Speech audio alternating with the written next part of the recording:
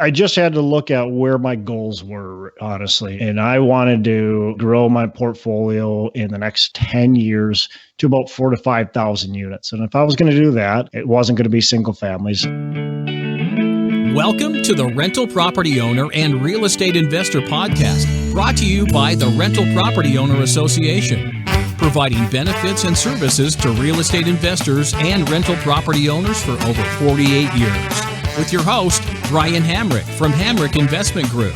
This episode is sponsored by Green Property Management, managing everything from single-family homes to apartment complexes in the West Michigan area. Find out more at greenpropertymgt.com. And RCB and Associates, helping real estate investors and small business owners navigate the complex world of health insurance and Medicare benefits at rcbassociatesllc.com. Hello and welcome to episode 183. My guest today is Todd Dexheimer. Todd has been an investor since 2008. He's done over 200 flips and rehabs, and he controls over $15 million in apartment real estate in 5 different states. Todd has raised over $10 million in private equity, and he also hosts the podcast Pillars of Wealth Creation, where he interviews successful business leaders. Todd is also the principal owner of Venture D Properties, which syndicates apartment opportunities in emerging markets. Todd, welcome to the show. I appreciate you having me on. Why don't we start with you just telling us a little bit about yourself and how you got started investing in real estate? Sure. Well, you gave a pretty good introduction. How I started was I used to be a high school teacher, and almost the day that I started teaching, I knew that teaching wasn't going to be for me for the rest of my life. So I can remember very early on telling my wife, I got to figure out what I'm going to do when I grow up. And so that was kind of the search of trying to figure out what I want to do. And I was still teaching, but doing exploring. And I thought about going back to school, become a doctor, do something like that. And I'm so glad I didn't do that, by the way. With reading books and all that, real estate started clicking. So that's kind of how I got introduced to it and into it, and just studied and read. And I think I probably studied, read, and did that whole deal for about a year and a half, maybe even up to 2 years before I bought my first deal. And really was attracted to the rental kind of game. Wanted to build a rental portfolio, wanted to build a multifamily portfolio, buying larger multifamily properties, but didn't know how to do that without any money because, remember, I was a teacher, and teachers don't make a ton of money. I know that's surprising to people, but I was making, I think, by the time I quit, which was 5 years in, about $32,000 a year. So I didn't have a ton of extra money and had to figure out how could I buy properties. So naturally, I started with single family homes, and then doing some flipping to get more capital to continue to go. So that was kind of my journey into real estate, and that led me to a long road of doing a lot of flips, far too many, because flipping, as anybody who's done flipping knows, that it's a lot of stress and there's a lot of work, and it's not residual income necessarily. So it can be some fun, but it's a lot of stress and headache, and you pay a lot of in taxes too. So let me ask you a couple questions here based on your introduction. Did you leave teaching and go directly into flipping and rehabbing? Is that or rehabbing and flipping? Is that the trajectory in the beginning? Yeah, but it wasn't quite that pronounced, right? So I started doing flipping. The first time I bought properties was in 2008. I actually bought 3 properties all at one time. I bought one property with a partner that found the capital to bring into the deal. I bought another property that was a FHA 203K, I think that's what it was called, with my wife and I. So, we had to bring like $3,000-$4,000 to the table, and we lived in that, and it was a foreclosure. We renovated. Yeah, and it's a great way to go for buying your own property using that what is it, 203K loan, FHA? Yeah, I think it was called the 203K loan. Basically, it's a FHA renovation loan. You just got to put 3.5% down of the purchase plus the renovation. It was great deal. And you're absolutely right. Fantastic way to go. I'm very happy we did that. And then the last property was just a rental, and we used essentially all the money we'd saved up to buy, our house to live in, and then buy this rental property, and kind of snowballed from there. So I like that you kind of proved the concept before you quit your job and left your position as a teacher. But I want to just talk about your mindset at that point, because I know a lot of teachers. I have teachers in my family, and I have a lot of respect for teachers. But there's got to be some resistance amongst your teaching peers back during that period who said, "Well, what the hell are you doing? You're leaving a paying job for an occupation that you studied and went to school for to go do real estate." I mean, what kind of resistance did you get when you told people, "Hey, I'm going to quit and go do real estate"? Well, I tell you, so the I did the first 3 properties, then I did a couple flips, and then I bought a bunch more rental properties. I ended up getting about 5 rental properties. In the meantime, during that, I went to actually part-time teaching. So that was my first step. Is I was teaching at the high school and the middle school. They opened up a full-time position at the middle school, offered that to me, and I said, no, thanks. I'm going to take the part-time position at the high school, which everybody was a little in shock of that. And kind of surprised, but I made up a story of, well, I'm going to probably turn this into a full-time position, so I'm not too worried about it. I'd rather be at the high school. But in my heart, I knew that I was going to be phasing out as quickly as possible. Were you worried at all about the judgment of your peers? I don't remember being too worried about it. I really didn't care because I knew what I wanted to do. I guess the biggest concern was for me that it was more of my wife that was, I wanted to make sure, everything there was good. So that was what took the most convincing, was to convince my wife that it's okay for me to leave my job. When finally I was able to do that, it came down to, we looked at the financials and said my rental income alone was replaced my teaching income, and then before you even quit as a teacher, you had already replaced your income with your rental income. Yeah. So by less than 2 years into me starting investing in real estate, I'd more than replaced my rental income or my teaching income. It was $32,000 a year, so it wasn't that much. So I think when I quit, my rental income alone was about $35,000 or so, and then I was doing some flips, and so it just made so much sense. The teachers, you asked about the teachers.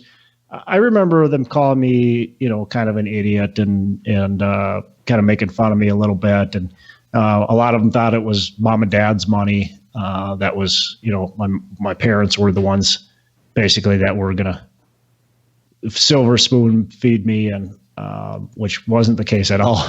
But they didn't understand like how I could do it, because I was young at the time, and the economy was in shambles at the time, and so a lot of people just didn't quite grasp it. Honestly, my mindset was that real estate was my next step. I loved it. I enjoyed every day, so nothing was going to really stop me. So let's talk about what you jumped into. I mean, it sounded like you were already doing some rehab, some flips. You had some income coming in, so you knew that you could just dedicate more time to it once you left your W-2 job. How did that go? What was that experience like? It was fantastic. I mean, the last day, it was great. It was fantastic.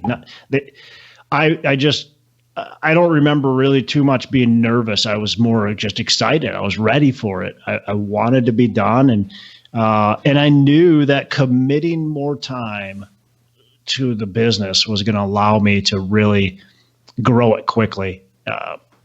By the time I even quit, I had bought, a couple more rental properties by the time I quit. So my income was even more than when I made the decision to quit. Because I wanted to see the school year through. I didn't quit midstream. I think I made the decision to quit maybe this time of the year, February, March, and then I went through until June. But yeah, I just remember being very excited to be done and really to start this next chapter, next journey, and to focus on building the business. That was the biggest key, is to focus on building an actual business. I'd like to take a moment to tell you about Green Property Management. Not only do they manage everything from single-family homes to apartment complexes in the West Michigan area, they also manage my entire portfolio. So I can tell you from personal experience that their unique flat fee management style is worth a closer look. If you feel that your property isn't operating to its fullest potential, then Green Property Management can help you take a holistic approach that will save you money, eliminate your headaches, and increase your net income. And if you're a property manager interested in applying Green Property Management's model, give them a call at 1-866-95-GREEN or visit them on the web at greenpropertymgt.com. And how quickly did that happen for you? As far as building a business? Yeah, building the business and just watching it, grow from the point where you had your last day at your job. Yeah, I mean, from very start, that was, summer of 2008. I quit in the spring of 2010. I had been growing it substantially, then. And then from 2010 and beyond, I was growing especially the flipping arm, but even the rental arm of the business pretty quickly. Although, you look back and you say, I should have done it a little faster even, but, now what you didn't know then. But yeah, I don't know, I went from doing just a few flips a year when I was teaching to doing, right around 50 projects a year between flips and houses I was keeping. I think the max year, maybe it wasn't quite 50, but the max year was right just under 50 probably. And were these all in your area, your neighborhood? Yep. Everything was in my my hometown, Twin Cities, scattered throughout the Twin Cities that we were flipping and we were buying to keep. And everything was local. For our listeners, Twin Cities would be where?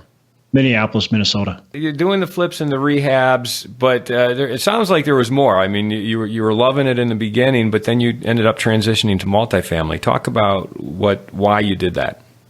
Well, sure. So first of all, I set out to do that. That's what I wanted to do. That was my goal, and I think I actually got distracted by flipping, even though I was successful at it and had a lot of fun doing it. I got distracted and I started kind of burning out with the flipping too. And I wasn't doing the physical work, but there's still a lot of work, even if you're not physically pounding, nails and stuff. There's still just a lot of work, a lot of management oversight, all that kind of stuff, finding the properties, disposing of the properties, all that kind of stuff. So I wanted to change, and my business partner and I, it was time for us to make a change, and so we're no longer business partners, and it was just kind of a strategic thing for both of us. And once we did that, I looked at my whole portfolio and kind of looked at the transactions I had been doing and decided that after looking at that, the flips were actually making me less return on investments than my rentals were. And so it made sense for me to go the rental route. And with doing that, I thought, okay, I can keep on buying these single families and duplexes and fourplexes, which are becoming harder and harder to find at the time. Or I can focus on some larger multifamily or mid-sized multifamily. I started kind of mid-size. And grow that aspect of the business. So that's kind of what I did is I took another probably year. I had some flips kind of going on, but I was phasing out of that. I took a year or so and I researched markets. I researched the multifamily. I decided to ask the way I wanted to go, that I wanted to do the syndication. I wanted to do value add multifamily. I'd always done value add in everything. So just decided that and picked some markets that I thought were going to be solid investments and moved forward with the multifamily, essentially because I wanted to build that wealth. I found that the rentals was just a lot more powerful tool than the flips. Yeah, so I want to dwell on that for a moment. The return on investment you were getting from your flips was less than your rental property. Talk about that discovery. I mean, what were you basing that on? Just the amount of time it was taking you, the amount of money you had to put up to do your flips, and the return you were getting, or after tax value of your flips? How did you quantify how you made that realization? Yeah, I mean, when you're doing flips, it's a cash-heavy business, and so you got a lot of cash out of hand, or you got to use expensive money, right? So it's either expensive money that you're borrowing, because you can get hard money, you can use private money, you can get some bank loans, but no matter what, it's expensive. There's a lot of transactional fees. There's just a lot of fees. There's a lot of taxes. It's expensive. And so even though you think you made whatever 30 grand, once you start adding up all the expenses, you really made, at the very most, you made 20 grand because you had to pay Uncle Sam. And in Minnesota, we get to pay Uncle Minnesota a lot of money too. So we paid nearly 10% to our state. So, I mean, we're paying a lot of money in taxes. So at the end of the day, my 30 grand turns into, whatever, 18 grand, 20, probably 17 grand. And when the rentals, you look at the rentals and you go, okay, I'm not really paying much taxes on these rentals. So that saves me a lot of money because you get, the government favors rentals and you get a lot of tax write-offs. Plus I'm getting good cash flow on these properties and I'm able to add value to the properties and typically able to refinance and pull a good chunk of my capital, if not all of it, on most of the properties that you're purchasing within, a reasonable amount of time. Sometimes, depending on the property, sometimes it takes a few years to pull the capital up, but sometimes it takes just a few months. So when you looked at that, I was like, wow, I've got very little capital in these things. I'm making a good amount of income and I'm having very little work and very little taxes. It just all made sense. And the ROI, quite frankly, was better than the flips and a lot less head damage. Were you managing those properties, or did you have a third-party professional management company? We were managing them in-house. I was actually doing a lot of the day-to-day for quite some time. But I think at one time I had about 75 or so units that were like 1 to 4 family, smaller stuff. And it just didn't take that much time. It was probably 5 to 8 hours a week. Some weeks maybe a little bit more, depending on what was going on. Mm-hmm. But I had maintenance people and bookkeeper and people that were helping out with the rentals. If you are thinking of leaving your W-2 job and becoming a full-time real estate investor, one of the greatest costs you must consider is healthcare for you and your family. When I made this transition 5 years ago, I found the whole healthcare insurance process to be confusing and frustrating. That's why I'm glad I met Chad Creasy at RCB and Associates. Chad is a professional healthcare insurance agent who helps real estate investors and small business owners understand and choose their best healthcare options. And best of all, his services are covered by the insurance company and won't cost you a dime. If you are expecting a change in your healthcare insurance coverage for any reason, or losing employer coverage or transitioning into Medicare, then you owe it to yourself to contact Chad Creasy at rcbassociatesllc.com. Let's talk about your transition then from doing the fixing and the rehab to the smaller multis and single families, to where you decided, okay, I'm going to go after larger multifamily and apartments, and just where your mindset was at that point. Like, how did you decide to go about tackling that new direction? I just had to look at where my goals were, honestly, and I wanted to grow my portfolio in the next 10 years to about 4,000 to 5,000 units. And if I was going to do that, it wasn't going to be single families. I wanted to be able to create a difference. I wanted to be able to do something great. So for me, it was okay. It's commercial something, so it's multifamily. And the transition for me was I stepped into like the 10 to 20 unit buildings, started buying some of those, and very quickly I realized those aren't making me nearly as much money. It's going to take me, again, still a very long time to get to the unit count that I want to get to the income level I want to and the net worth that I want to. So I figured out very quickly that those buildings have a lot of challenges. They're kind of in the middle, like the no man's land. And the large buildings made a lot of sense because I could hire employees to actually be at the property every single day. And they're managing the property and they're really hands-on. And that was the deficiencies of these 10 to 20 units is there's a lot of problems, but you've got a third-party property management company that doesn't live on site. They manage a bunch of other little properties all over the place. And it might take them 20, 30 minutes to get to the property if they even go there. And so there was just a lot of things in my mind being missed, and that just didn't lend itself to quality management in that space. So that's why I decided, okay, let's step up to the bigger stuff because now we can hire somebody that's going to be there every single day. And what's that size threshold? How many units do you like to see in a property?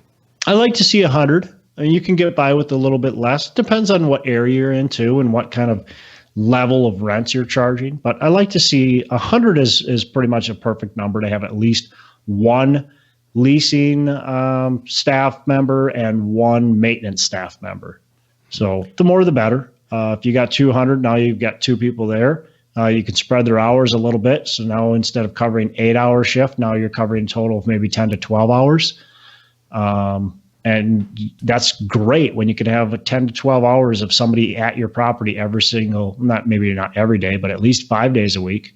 It really helps out. So let's talk about your first large apartment complex and acquisition and how you took it down. Sure.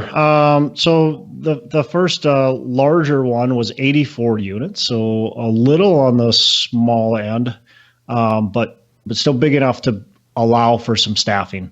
And actually, quite frankly, right when I bought that, I knew I wanted more. So to make that work with staffing. So that property was brought to me by a broker. I built broker relationships. It was out of state. I'd done a lot of research in that market and chose to focus in on the market and find some deals. So built a good broker relationship.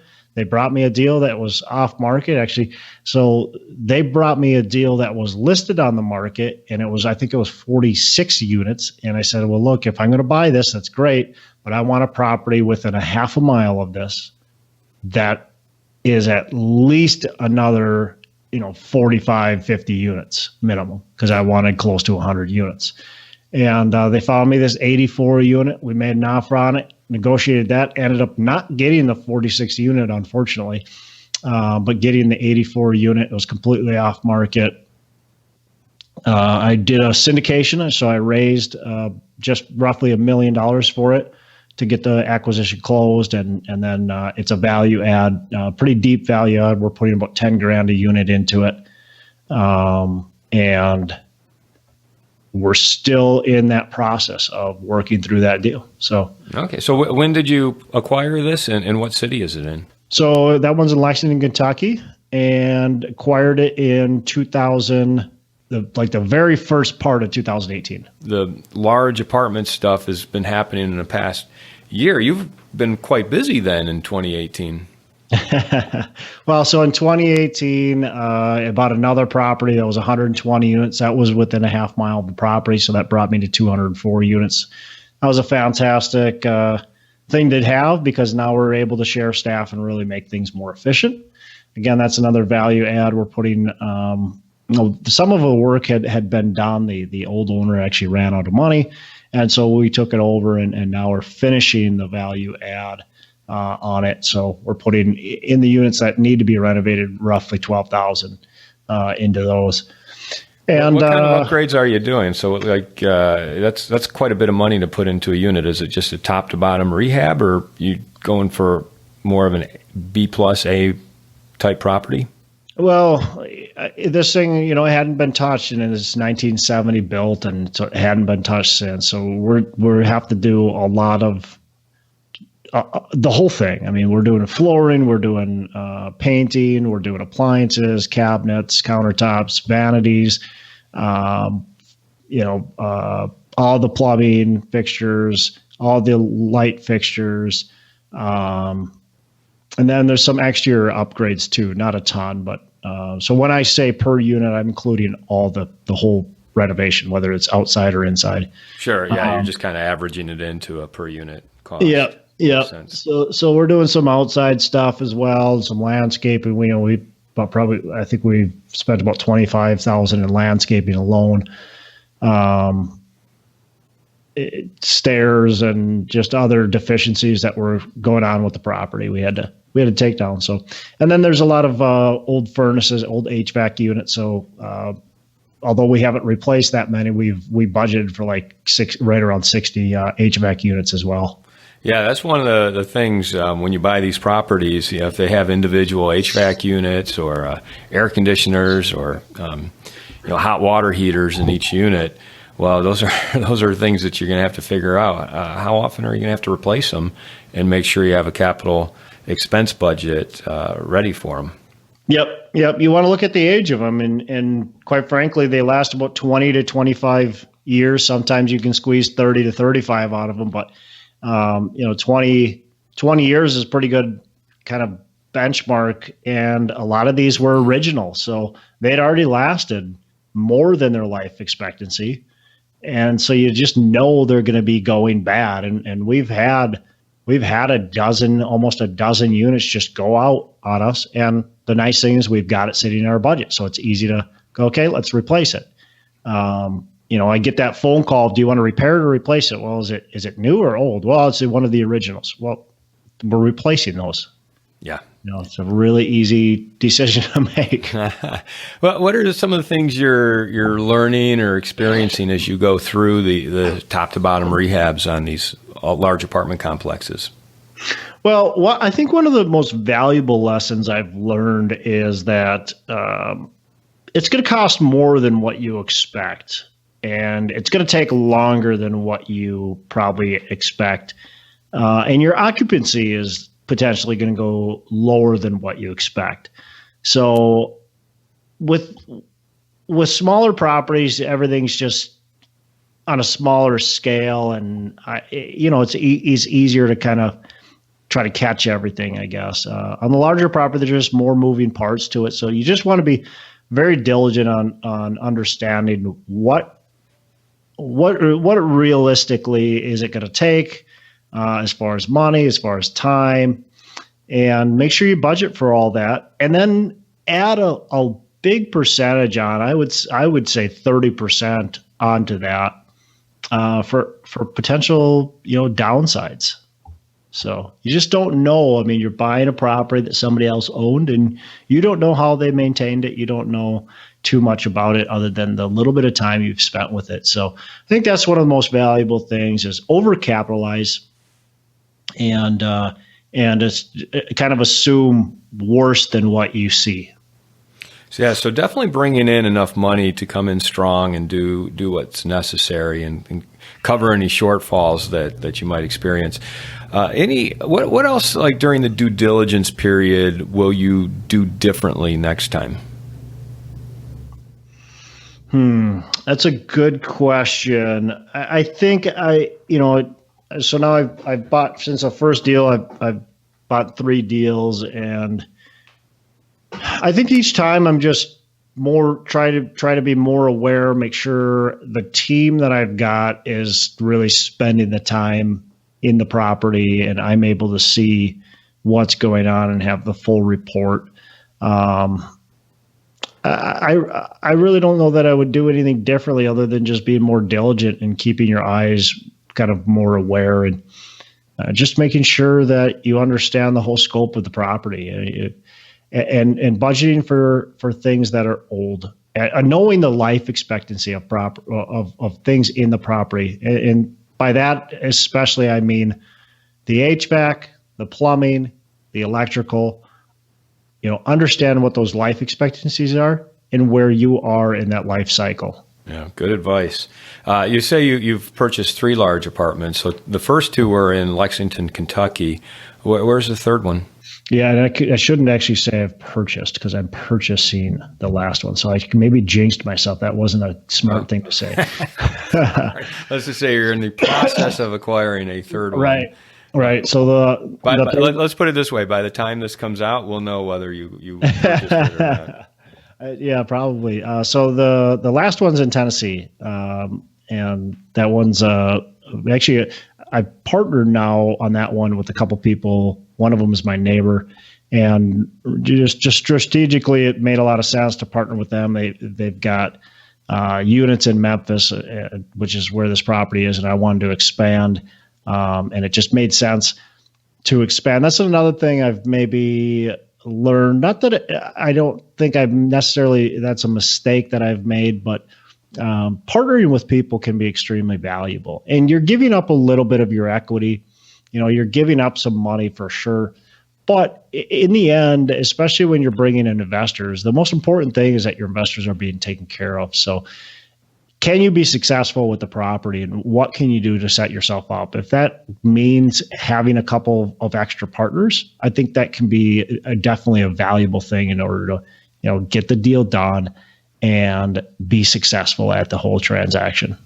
Well, what is it that you bring to the equation, and what is it that your partners are bringing to the equation? Well, I think I bring a lot of the experience of the value add. I've done a lot of value add when you look at my single family experience. I'm a contractor. I've got a lot of knowledge in what it takes and budgets and all that kind of stuff. So I think I bring a lot of that value add, kind of managing that whole aspect of the deal. I also have a lot of investor relationships, so I think I bring in a pretty good fair share of that. I'll likely, I shouldn't say I'll likely. I'll bring the lion's share of the investors in, and they bring in a lot of expertise in the market in particular. I know the market and I've done my studying and I like the market, but they bring that boots on the ground, and they've got the relationships with the property managers, and they've got the relationships with the contractors. And so they bring that expertise in, which is extremely valuable, especially when you're going into a new market. So I would say they bring that in more than anything. And they've done their fair share of value add as well. And so they do bring in some of that expertise too. And but for the most part, their major contribution is understanding the market very closely. And when you say that, when you talk about the boots on the ground and your partners are they understand the market, you're talking about your partners on the general partnership side, right? The general partnership, the management side, not your investor partners. Correct. Who you're bringing in just for the equity, and they'll be silent partners. Right. My investor partners are obviously important, and they play the role of bringing the money, the capital to the deal. I mean, without them, the deal would not get done. So that's why they're extremely important. But they're not going to really bring in any of the other expertise in order to run the operations of the property and make sure we're completing our value add. Yeah, and let's talk about how you're finding your investors, because if you're bringing in the investors and you've raised over $10 million from in private equity, how are you doing that? I mean, you were a school teacher, so where are you finding these investors? Yeah, definitely not from other school teachers. That's for sure not. So yeah, I mean, when I first started this business, I realized very quickly that I was going to need money to buy real estate. And it wasn't going to always come from the banks. This was 2008 when I was buying. And a lot of people go, wow, I wish I could have bought in 2008 and 2009 because the prices were right. Well, sure, the prices were right. But you know what wasn't right is the financing. It was very hard to get loans on properties. Yeah. Thank you for saying that, because that is 100% true. I started buying in 2008, and there was no money out there, so you had to come up with your own cash or bring in partners.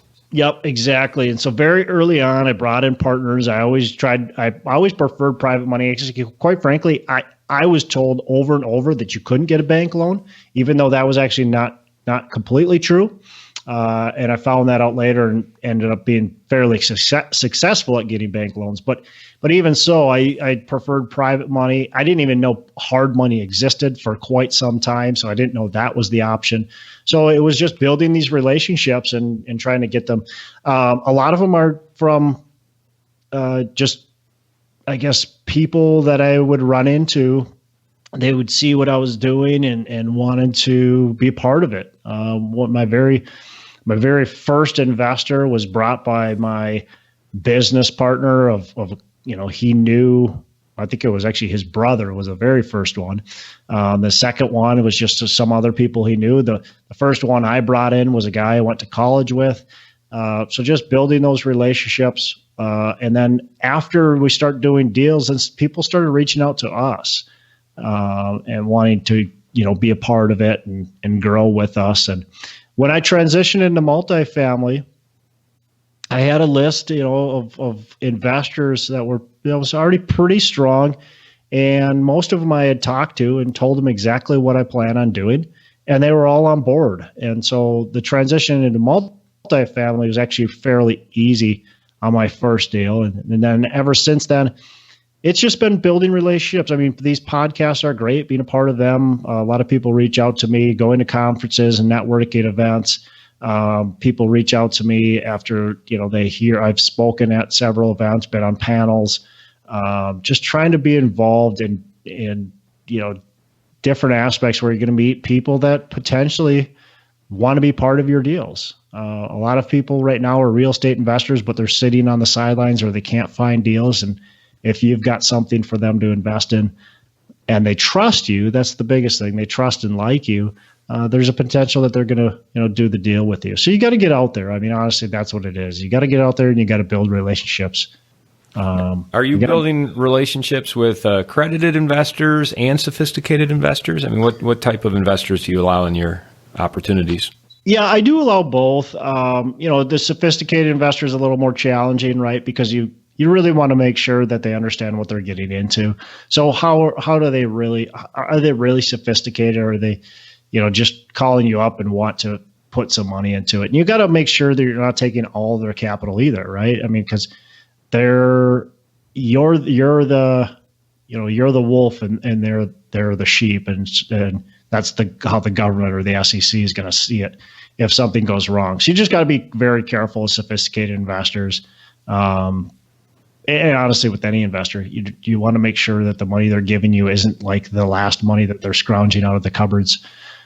What do you typically like to?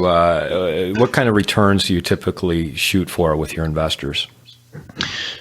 Sure. So, I'm shooting for typically higher returns than I'm projecting to them. But typically what I'm projecting to them is anywhere between about 14 to at the most 18%. I'm not going to really, even if I think there's like a 99% chance that I can get them a 20% plus IRR, I'm probably not going to project it. It's going to be more like 16 to 18. 16. So you're shooting for that 16 to 18 IRR, internal rate of return. Yep. Which would be like on a 5-year hold. On a 5-year hold. Yeah. And then any type of preferred return? Yeah. So most of my deals have preferred returns around 7%. It depends on, again, the project and what we're doing to it. If we're doing a large value add, that preferred return might not kick in for the first year or two. And then it'll kick in thereafter. You want to make sure, again, I already talked about it. You want to make sure you have your capital heavy. So you want to make sure you have liquid capital. You want to make sure you're able to be agile during that renovation time frame. So I don't want to be stuck to paying a preferred return, even if we think we can. We just don't want to be stuck to it during that renovation phase. I'm curious who you've gone to for education. Have you received any coaching or joined any training groups? And if so, who were they? So I mean, when I first started, a lot of the coaching or mentoring that I had was through books, honestly, through just learning through books. So I'd say, one of my mentors was Ken McElroy and David Lindahl. I mean, I read all of their books. So just soaked up everything that they ever put out. In the flipping business, quite frankly, nobody. I didn't read anything on flipping or anything. I've never watched an HGTV or anything like that. I Chip and Joanna are not your heroes and mentors? I don't even know who they are. I'm not sure. Okay. You're better off. Yeah, no. So no, I guess to answer your question. But yeah, so books and then eventually podcasts and bigger pockets eventually. And then I did, when I was transitioning out of the single families and into the multifamilies, I did hire a coach. He's a business coach. He's not specifically multifamily, but I hired a business coach to really just kind of push me to that next level. And I wanted to make sure when I was transitioning out of more of that single family into the multifamily that I was operating everything as a business and truly doing it the right way. So I thought it was important to hire a business and mindset coach. What were some of the takeaways from what your business coach shared with you? Oh boy, so much. I mean, first of all, he pushed me to go to that next level, to pushed me to go from, I think I would have been stuck into that 10 unit, 20 unit building for longer if it wasn't for him. Just pushed me to get to that next level a lot quicker. That mindset of like the abundance mindset and the mindset of, look, I mean, you don't need to graduate just to get there. Like, you don't need to keep on buying these little properties and eventually crawl your way up to the big properties. It's not how it needs to happen. So I think that's been the biggest thing I've learned from him, is just that, that pushing to that next level and getting there quickly. He kind of encouraged me and led me to starting my own podcast, along with some other people that I met along the way. But starting my own podcast and really building my brand. Prior to, honestly, being on my very first podcast, prior to that, I really never talked about what I did to anybody. People would ask me what I did, and I kind of just, I do some real estate, and most people thought that meant I was a realtor. So I never really talked about it. So he encouraged me to build my, brand and really make myself a lot more known, and which has really helped a lot in growing my business as well. So, I'm curious, your podcast, Pillars of Wealth Creation, mm-hmm. How has that helped build your brand? And it sounds like your business coach is the one who encouraged you to do it. Why and what has that accomplished for you? Yeah, I mean, a couple things. First of all, you get to talk to a lot of really great people, right? So you're interviewing people that are successful and a lot of people that have already achieved where you're trying to go. And so that in itself is both motivational and educational. You learn a ton, and it's great relationship building. I mean, just by being on the podcast kind of scene circuit, it's allowed me to go to conferences, be known at conferences, be able to be on panels and speaking at conferences and different meetups. I mean, I was just at a meetup last night, and I sat down and next to somebody I knew, and I started talking to them, and the guy sitting kind of next to us turns around and says, "I recognize your voice. Where do I recognize your voice from?" And then he looks at my name tag and goes, "Oh, I listen to your podcast like all the time." And so just there in itself, people want to, I've been to conferences before and people see my name tag and they're like, "Hey, I want to talk to you. Can we set up a time?" And so it's just, that's been great. The networking has been great. The learning from, very successful people has been great. And then it brings credibility. I think I know what I'm talking about. I've got still a lot to learn, but I think I've got some value to add to people. And so people see that and they enjoy listening to, other people that, have different experiences. And so they hear that and it brings credibility to me. It's brought, investors to me. And the other thing is when I maybe an investor hears me somewhere, whether it's or meets me somewhere, might be a conference, might be wherever. It doesn't matter where it is, but they meet me, they talk to me, and they want to learn more. It's really easy for them to listen to my podcast and learn more about me and really understand my philosophy. So it's just been a good overall tool for a lot of different reasons. I've really enjoyed it.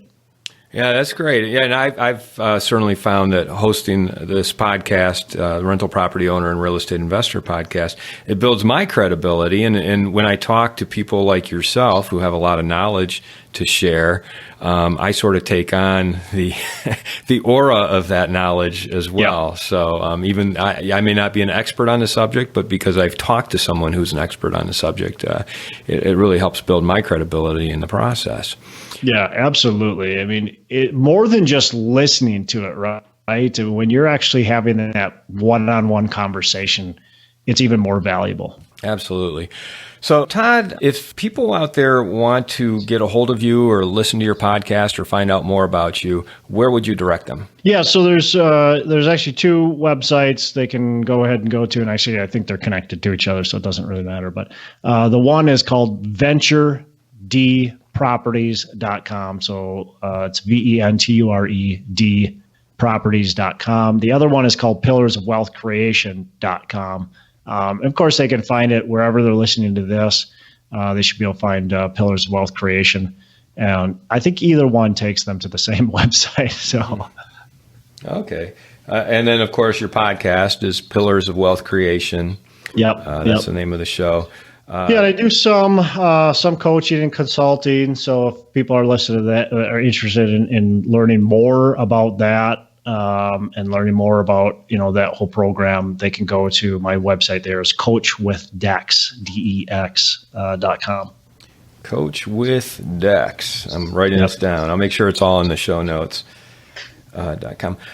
So, Todd, I really appreciate this conversation, and I've enjoyed just kind of going through your mindset shift from going from teaching to flipping and rehabbing, and then just realizing that the return on investment from flipping and rehabbing did not come near what you were making on your rental properties. And then kind of using that as a platform to go bigger and think bigger by buying larger multifamilies and apartments out of state. So congratulations on your success, and good luck with your continuing rehabs on those properties. And hopefully by the time this episode comes out, you will have closed on that third apartment complex. Yeah, definitely hopeful.